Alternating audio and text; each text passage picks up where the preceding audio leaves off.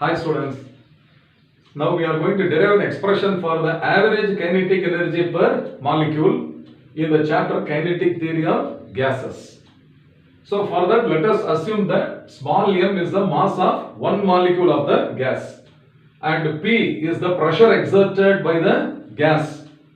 Now the RMS velocity is denoted by V RMS, which is the square root of V square average. So this is the RMS velocity of the gas molecules. Now since all the molecules are having different velocities, we are introducing a term called RMS velocity.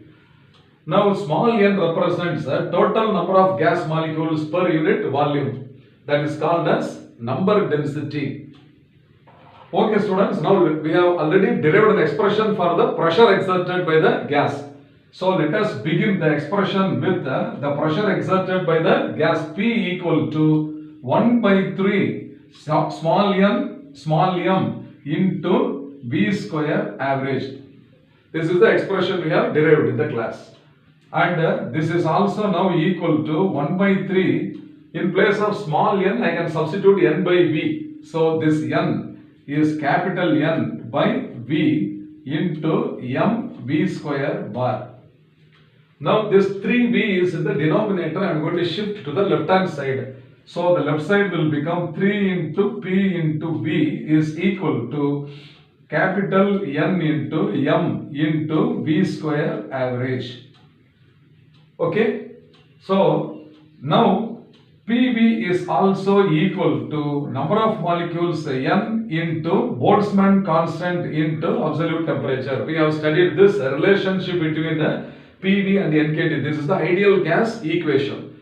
So left side instead of PV, what can also be substituted is NKT. So now the left hand side becomes 3. Instead of PV, I will write NKT. And the right hand side is N M V square average. Now on both sides, the capital N term can be cancelled. So now I can write M V square average is equal to 3 kT. So this is 3 k into T.